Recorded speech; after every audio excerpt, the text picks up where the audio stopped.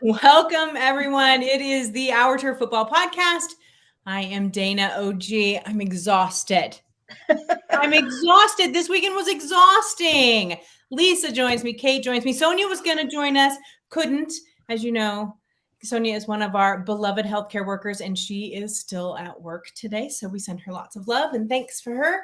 But seriously, you guys, exhausted after this weekend. 2 days of amazing games. Fantastic on both sides as my defensive games, your offensive games, Lisa. It was just, it was so great. I loved everything about it. But I'm tired, people. I'm so tired. So, all right. So before we get into that, we want to talk about Sean Payton. We're going to talk about overtime rules. We're going to talk about everything tonight. But before we get going anywhere else, we're going to thank our sponsor, Donkey's Place. Lisa, tell us all about Donkey's Place. I'll tell you what, you got some good football this weekend. Hopefully y'all went out and got some great cheesesteaks. Medford, Campton, their beautiful new Mount Holly location is doing fantastic. The cooler weather football, you couldn't ask for a better cheesesteak weekend out of Donkeys. So fantastic football with fantastic cheesesteaks. You know, I read they posted something today, Lisa, that they made like the best cheesesteak in your state or something. Yeah, they buddy. made it in New Jersey. So thank you so much to Donkey's Place for sponsoring our podcast for this entire season. All right, you guys, I want to start first tonight with Sean Payton. There were rumors right at the beginning of the playoffs. Rumors on and off for like the last year, but really rumors since the playoffs started that Sean Payton might not be returning to the Saints. So I don't really think that surprised a lot of people at first, that there were the rumors out there with the state that the situation is in, the state that the franchise is in with their cap, $70 million over the cap. Yes. Over. Negative in the red next year. And that's without Drew Brees. Yeah. That's without a quarterback, except for Taysom Hill. But without a quarterback. You could have stopped without a quarterback. Let's just say that they don't have a quarterback. They don't have a quarterback. So here's the thing. He's decided to take a little time off. Now, I got into a little conversation today with some people. I'm like, he'll be back in a year, 1 to 2 years. He'll be back in coaching. Others don't think so. They think he's going to find a cushy little life in the media. And I guess that's real hard to give up once you get all that money for not the amount of work. What do you guys think start with what you think about Sean Payton and where he'll end up. And then I want to talk about the Saints for just a minute. So Lisa, where do you think he'll end up at? I think he's going to end up with the Cowboys. I think he's going to take that year off. Take a year off. I'd say next year. I'd say after the 2022 season. I think Mike McCarthy will go through this season. I think if Dallas struggles or has the same thing, I think he will be let go, and I think they'll probably bring him on. He's got coaching in his blood. You can see it. I mean, he's been a coach. But, like I said, I think this job will suck the life out of you. I mean, it's one of these jobs where I swear, these coaches come in looking fresh. 2 or 3 years of rough seasons, they look horrible. They age 10 years because it's a high pressure win now, fans, media, and when he went dark and they didn't hear from him, and I was like, he's going to take some time off, and I think it does. I think he's one of these coaches that I think he'll just take a year. I don't know if he'll go into broadcasting or not. If he was smart, he would just take the year. Just take a year off and, recharge. And then I think he'll be ready to go. So that's my opinion. But I would look for the Cowboys to be a landing spot for him. And I'd say just 1 season. I think he'll take 1 season off and then he'll be ready to go. Kate, the interesting thing here is that I know that the minute these rumors started, they started talking about that, like these networks were going after him. I've never really seen Sean Payton as like a media kind of guy. He's not like that savvy. You know what I mean? Do you know what I mean? I just don't get the feel from him. So he doesn't come across as the jovial media guy. And I don't see him doing media. He's only 57. Yeah. Like in coaching years, he's really young. Like, I don't know what's going on in Jacksonville. Wouldn't surprise me to see him land at a place where there are zero expectations because it's been a hot mess And yet he's got a young quarterback that's got a bright future ahead of him if he doesn't take a year or two off. But and maybe I just don't know him, but even some of these guys who've ended up in the booth, you've seen him in pressers, you've seen him joke a little bit, you've seen a little bit of personality from him. So the transition to doing media isn't as surprising. Like, he was funny in The Replacements, but that was 30 seconds of, I can't see him taking very long off, because I think Lisa's nailed it. He's one of those guys who has coaching in his blood. And I think if the right situation came along, I completely disagree with the Cowboys. I don't know that at this point in his life he wants to deal with Jerry. I heard they're buddies, though. Like, I've heard that. But friends don't always work well together. Yeah. So, yeah, I don't know. Seattle fans wouldn't. So, I was just looking at the openings of where they had a strong option at quarterback. Yeah. And I thought Jacksonville's just the only one that popped into my head of, again, to what Lisa said, he dealing with the fans and the pressure and all of that stuff. The bar's set pretty low in Jacksonville right now. Super low. Because apparently 6 wins and you're a hero. So I know. I don't know that it can be. Maybe the Texans is the only one that's lower at this point. So let's look at the Saints, you guys. The Saints are a disaster. We've talked about that. So they signed Taysom Hill to that new contract. We know Taysom Hill is not their answer at quarterback. They're $70 million over the cap. $70 million over the cap is just ridiculous. Is Jameis gone? He was on a 1 year and then he got hurt. So unless they resign him. And so here's the fascinating thing for me with the Saints. They're going to have to gut that team and start from scratch. That does not seem like a desirable location for some of these guys who are interviewing for head coach. And so, whereas the Saints for so many years were like, solid and so good. I don't know. I think I think New Orleans fans are in for some dark times. Just my thoughts on that. And that coaching staff. I mean, they got some pretty decent coaches on that coaching staff. So, I mean, as we go along on our coaching carousels here, I mean, I think other teams are going to poach a lot of those coordinators and stuff like that. So it's going to get picked apart. So, I mean, it's going to be, like you said, you're going to have to bring in somebody. They're probably going to have a whole new staff, because I see a lot of these guys getting picked up by some of these other teams. So it's going to be an interesting year for them, definitely, because I have a feeling they're going to lose a lot of that staff too. I think that you're absolutely right on that. All right, well, let's move on to these divisional games. Chaos, snow, cold, love snow games. Special teams. Love snow games. Crazy quarterback play. This was a full weekend. You got it all, people. You got every single thing. But let's start at first. Let's talk about the defensive games versus the offensive game, because they were split down the middle by the days. Saturday, you had these two teams. Did I read the stat right that there wasn't a single starting quarterback other than Aaron Rodgers' one touchdown that threw a touchdown? Was that right? No, that can't be right. Bengals and Titans must have thrown some, but it was like some crazy number. It must have been just in that game.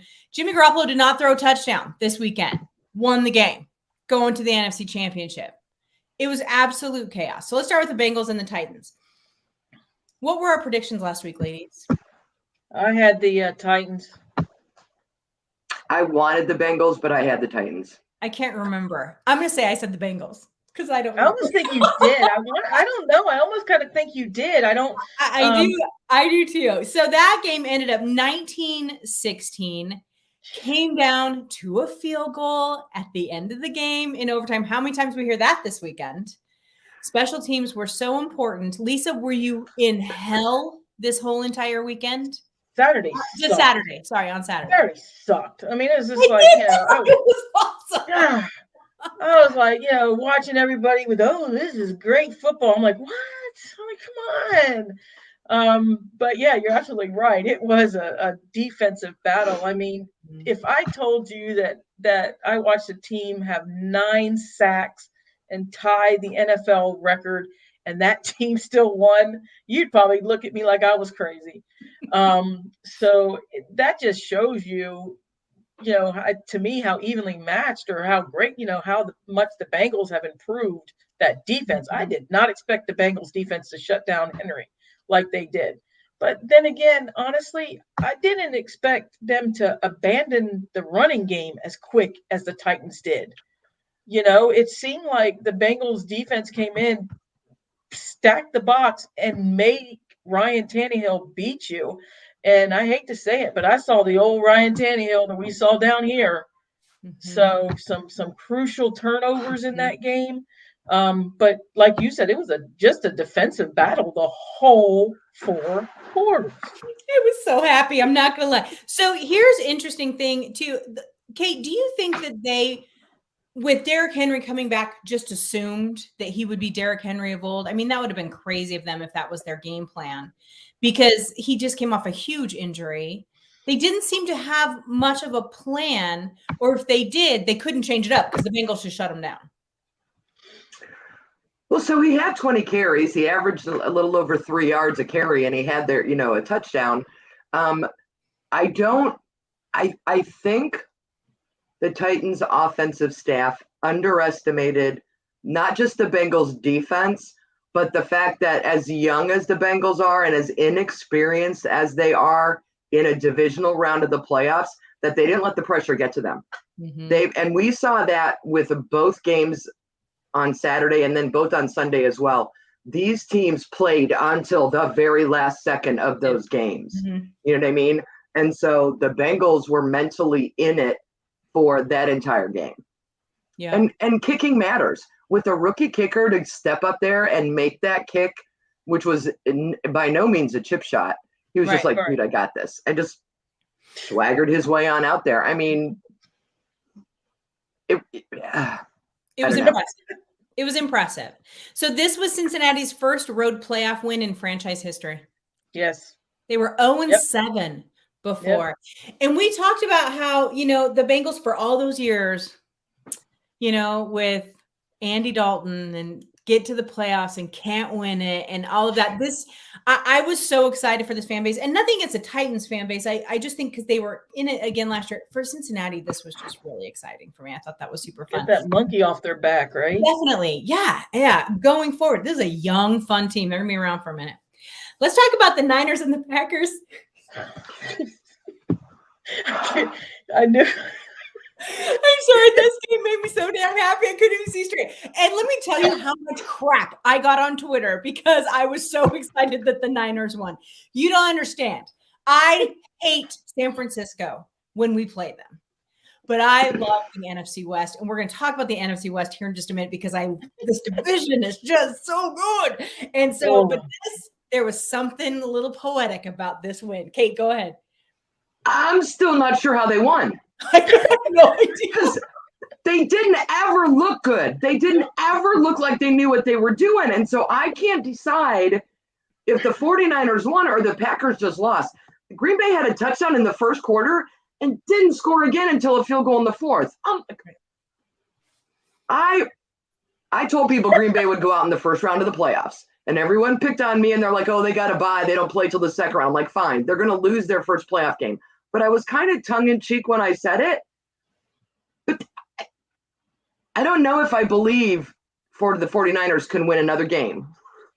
Because, like I said, I'm not sure how they won this one. Right. Jimmy being Jimmy, and as soon as they started doing well, he throws an interception. I mean, it was just that's it was Jimmy a very G, boy. You couldn't look away from the game, but at the same time, it wasn't good. It was a car crash. Totally, it was a car crash. It was the car wreck of the weekend that I couldn't look away from. I know. It's so he said the Packers looked flat. They looked boring. They looked uninspired. Nope. Devontae Adams looked like he didn't care if he played another game in that stadium. Like, I was amazed. I thought Aaron Rodgers would come out with a little more fight, and he was in complete F-it mode. Completely. Yeah, I mean, it was you'd have a good play, and then the 49ers would just counter, and they'd be caught behind the chains.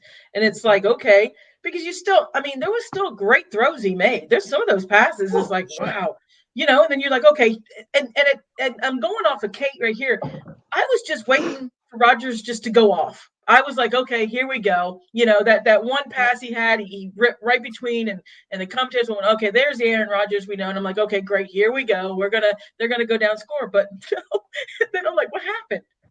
And then it started snowing, and I love snow games, and I'm like, oh, it's so cool. But it just they looked so flat. It was just like you saw, they weren't like high-fiving. They were sitting on the bench, and this is a team that's used to that cold weather. So it wasn't even you could say they were cold. I mean, they're all used to that.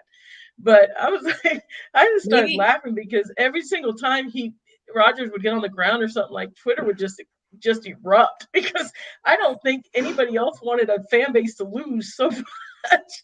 Seriously, Katie says it. Twitter was on fire all game long, and it was all coming out of the West. Do you think having a bye week affected Tennessee and Green Bay? Mm-hmm. Mm-hmm. Having that first round bye and not having to play. It seems like those teams that were coming off the bye were just rusty and flat. I mean, I honestly would tell you, I think I'd want to keep rolling. I think I'd want to keep going. Mm-hmm. And last week on the podcast, I said, it was probably the best thing ever for the Titans, because then they could get Derrick Henry one more full week. Well, for them, but it didn't look like the rest of their game plan was just so flat. I will tell you that about this 49ers-Packers game, yes, I was all in for 49ers to win. But I did feel bad for Packers fans on multiple reasons. Aaron Rodgers has caused them enough grief, no matter you agree with him or don't agree with him. It's just, you don't ever want that media spotlight on your team. And so he's caused them enough grief over the season. And then to know that there's a 99% chance you're losing Devontae Adams, you're probably losing Aaron Rodgers. Your team is going to get gutted because their cap space isn't great. And he says, I refuse to be on a rebuild. It had to be so deflating. But I sure did damn enjoy it. I'm sorry. Sorry. Well, okay, we're gonna go on. All right, because we're gonna talk. I was gonna say I can segue for you if you want. Sure. Because Lisa talked about how she kept waiting for Aaron Rodgers to go off. Mm-hmm. You mean like Tom Brady did on Sunday? Dude, you guys know you saw. We can know. Right? I don't want to hear anyone tell me that Aaron Rodgers is in the same league as Tom Brady. They keep trying to make that argument. Like, done right there. Let's look at this weekend. Not this year, at least. And not this year. Not with that game.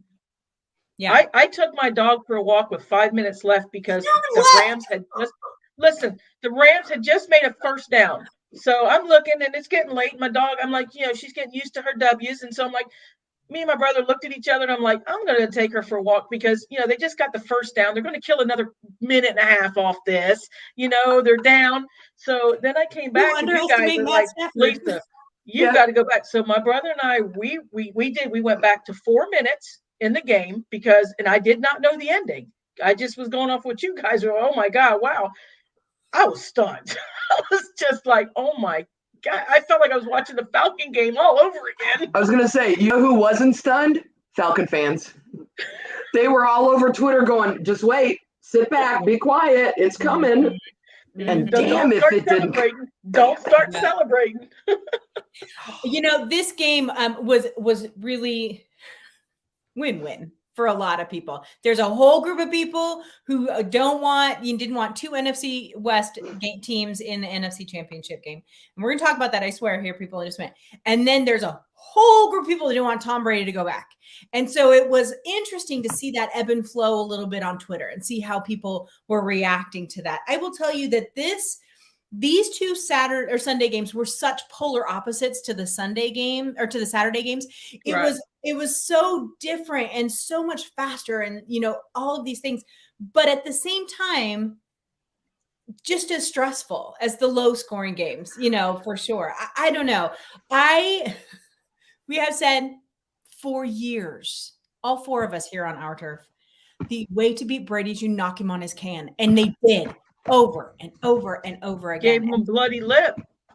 Oh God. Such a baby. I was like, you play football. Sean Hockley, but that was a great fact that put out there. I read it on Twitter. I cannot take credit for it, but someone did the research and said that the Rams have never lost a game that Hockley has refed for them. And I didn't double check it. So if it's wrong, I'm sorry, but I read it on Twitter. He didn't favor Brady. That's for sure. And Brady didn't like it one little bit. One bit. One little bit. All right. Before we talk about Bills Chiefs, because that deserves a whole segment on its own, I want to talk for just a second about this NFC West teams. I have said it for years. The NFC West is the best division in football.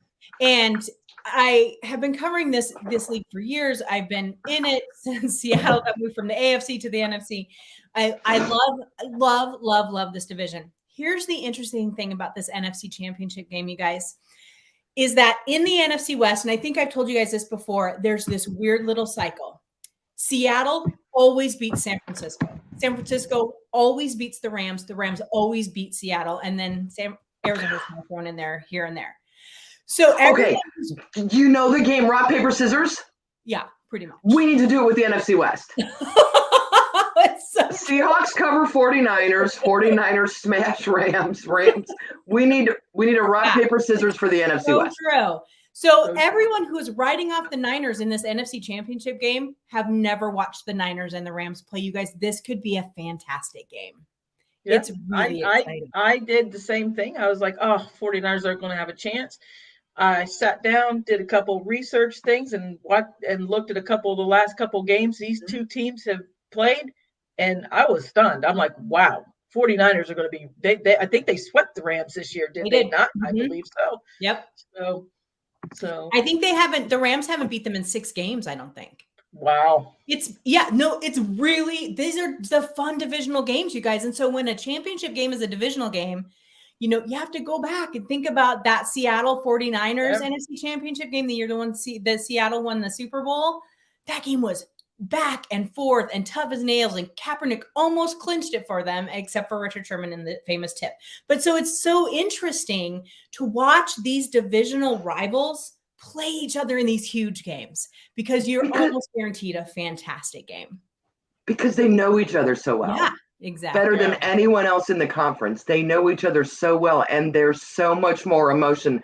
I'm not going to let you beat me for a third time in the same season. Yeah. It is difficult to do, but it also can be done. Yeah, for sure. And then did you guys hear the crap the Rams tried to pull with their tickets? Did you guys hear about that? Well, I mean, seriously, it was like a home game the last couple of games.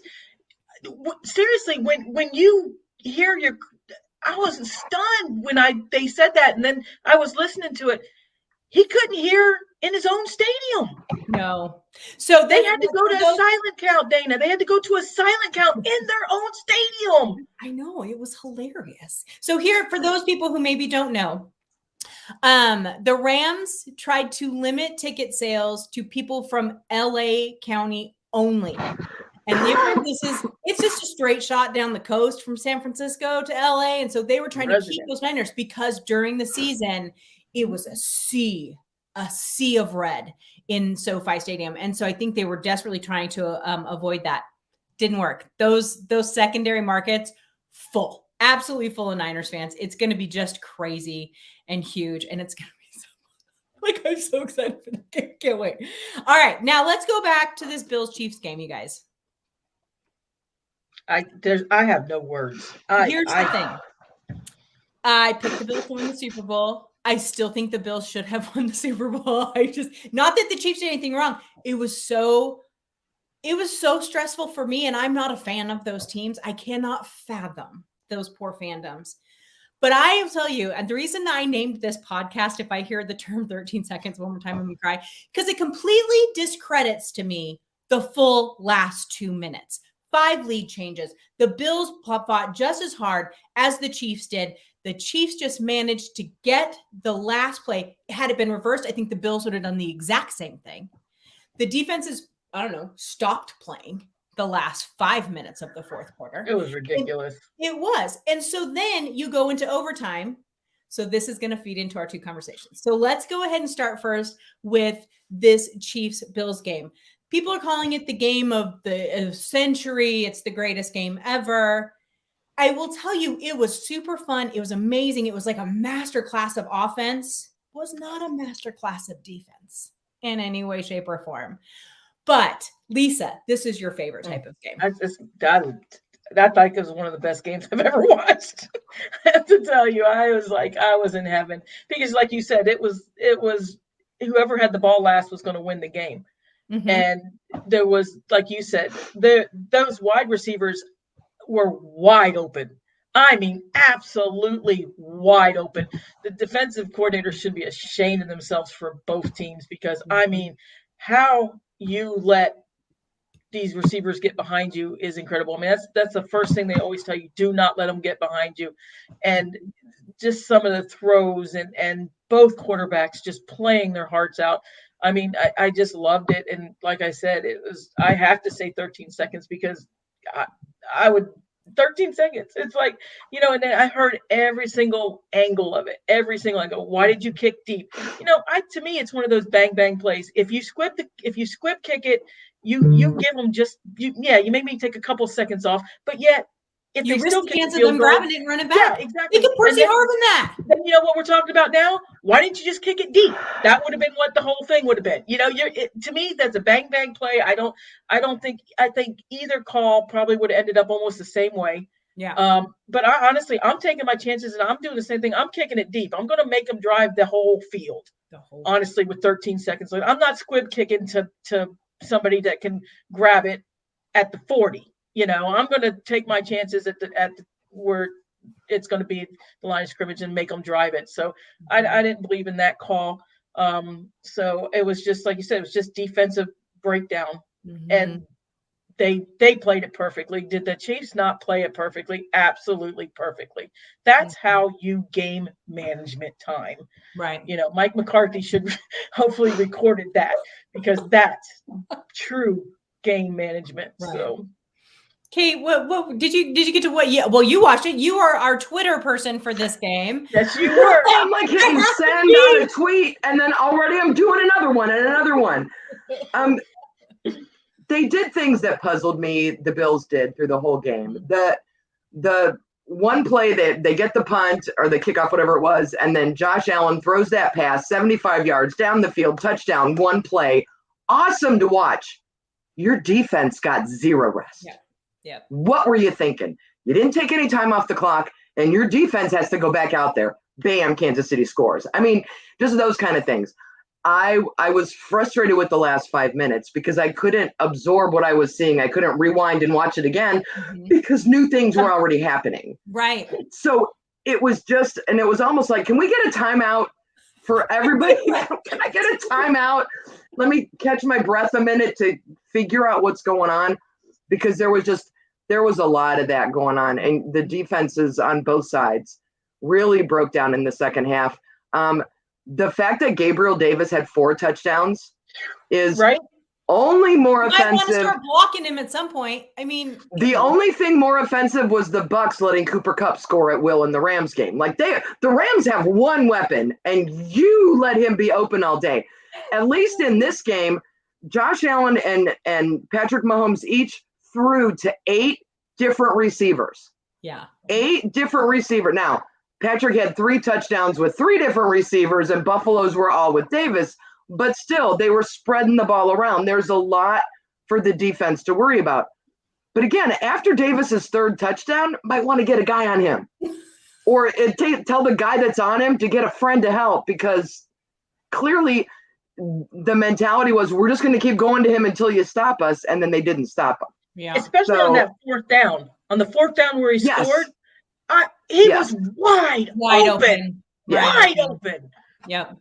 For sure. Kate, so Katie, it was sad because Buffalo has had one of the best defenses all year. Even in the games where they were inconsistent, it was offensive issues that were inconsistent. I don't know. It made me sad. Yeah, it was. Yeah, that kind of sucked. But here's the thing. I feel bad for Bills fans because they have the team they need to get that stupid 4 lost Super Bowl monkey off their back. And they just cannot get there because they run head, long into the Patriots or Kansas City. And so I feel bad for them. At the same time, huge kudos to Kansas City. I wonder, had this game been in Buffalo, how much that would have played into it a little bit. I think that would have been interesting. But either way, I think it would have been just an amazing game. It would have been. I don't know if they would have had some weather. Katie, if it had been, I mean, aside from a home crowd, they would have had some weather in Buffalo. yeah, but it helped them. Yeah. I mean, Josh Allen's going to get paid. If nothing else from this weekend, he is going to get extended and paid. And I thought their head coach, Sean McDermott, surprised a lot of people because there were a lot of people on Twitter complaining that he's too conservative and he doesn't take risks. He wasn't, though. Yeah. He wasn't. He, offensively speaking, came up with a very nice game plan, and he was not his usual conservative self. I think he showed a different side to his coaching that will get people off his back this year, at least in the offseason. So let's talk about the elephant in the room that seems to have Twitter divided more than stupid vaccines does. I think that this is a ridiculous argument because you can fight about all you want. We have no control over it. And that is the overtime argument. People have talked for years that the overtime rules need to be changed. And the NFL just keeps telling people, no, it's not going to happen. And then people fight that the NFL overtime rules need to be changed. And then people fight. Kate, I think you and I sit on different sides of this. So I want to hear your side on these overtime rules. So in general, my opinion is they are what they are. Deal with them. If somebody wins the toss and they get the ball first, your defense needs to step up and handle it. Mm-hmm. When I get conflicted is games like this, where the Bills defense was on the field at the beginning of the game and then had to go immediately back on the field. There's, 5 minutes between, you know what I mean? No time for them to rest and get ready. And I guess I don't understand the NFL's argument of, well, if they get a field goal, we'll let you have an offensive possession. But if they get a touchdown, you don't get one. Why can't they just have one? Just give them an offensive possession. And I know you don't want to make it like the college game where, once then you have to go for two and then you have to do all that crap. Yeah. You get a possession, I get a possession, and then after that first score wins or whatever it is. You know what I mean? I just feel like there are times where, and this is one of them, where whoever wins the toss is going to win the game. The last 5 minutes of that game and what went on, everyone's exhausted at that point after everything that happened. So Andrew Siciliano came out with an interesting thing today. He said, if you're arguing with a friend about the current NFL overtime format today, that teams that win the overtime coin toss, including the playoffs, are 86, 67, and 10. So they've won 52% of the times. But in the playoffs, the teams that win the toss are 10-1.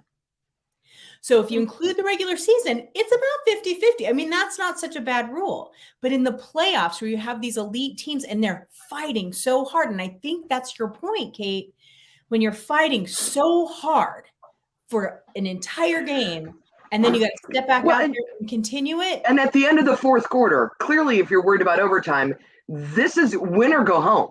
Yeah. This isn't the regular season where, well, you know what, it's a loss is a loss. This is I win or I'm done. I think they are physically and emotionally spent. Mm-hmm. And now you've got to play another quarter. I think in the playoffs, maybe we should do something, maybe just to talk about doing something different with the playoffs. Yeah, because it is a win or go home. Because it's win or go home. It's an interesting, I can see where the competition committee would struggle with this. Like, how do we make it fair for everyone? You know, and you can't expect the players to play in another entire quarter. People are like, just haven't played another quarter. Are you kidding? Do you know what kind of things? No, shootouts. Yeah. Field goals. Field goal kickers putting the hashes on the 20 and then back it up 5 until someone misses. No. One job. No, they have a job. Win or go home. I think both teams should have a possession.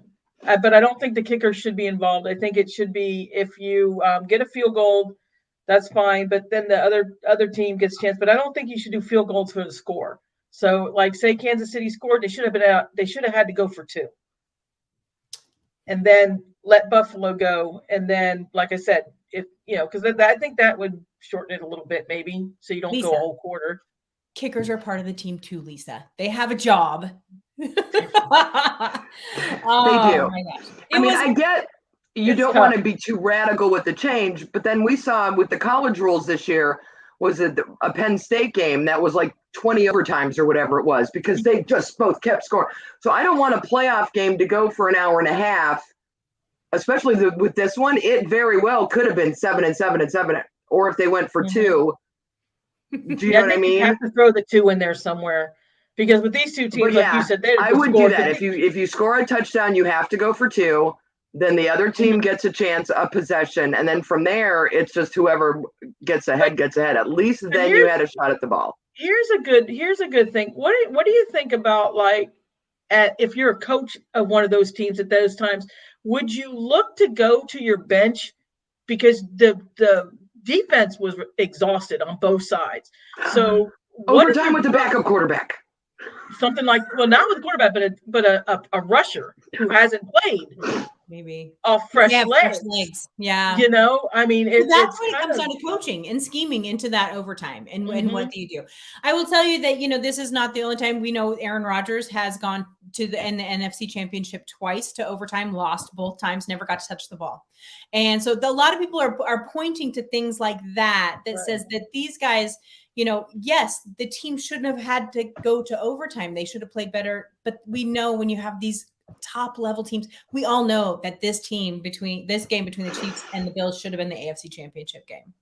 And nothing against the Bengals, but these were the 2 best teams in the AFC. It was great. It was almost like watching a Super Bowl to me. It was almost fabulous. And that's the game. We can skip the rest of the season, you guys. That was the game to watch. That was the game. I mean, I would have loved to seen it keep predictions for the championship round. So let's talk about these championship games. So you have the Chiefs and the Bengals. The Bengals have to come here to Kansas City.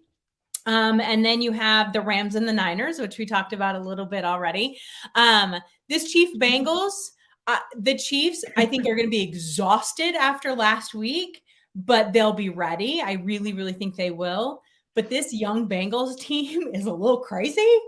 I don't know. I think that we all expect the Chiefs to win this game, but I think that the Bengals could make it real fun. It could be real fun.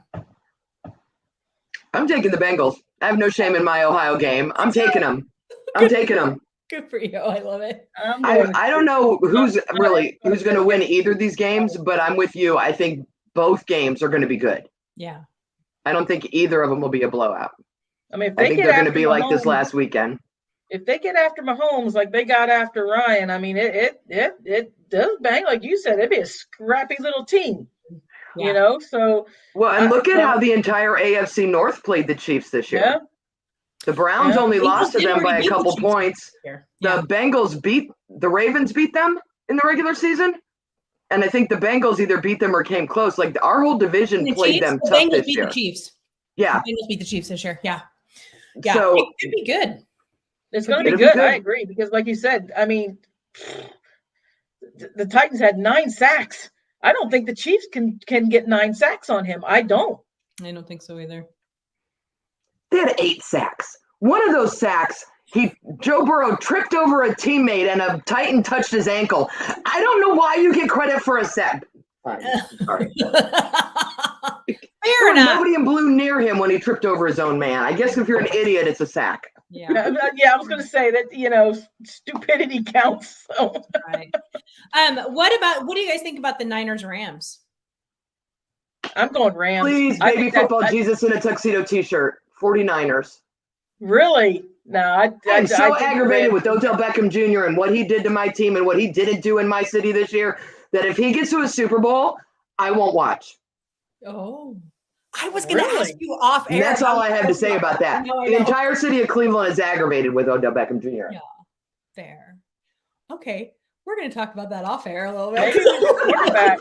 Maybe it wasn't Odell. Maybe it was your quarterback. Maybe Odell was right.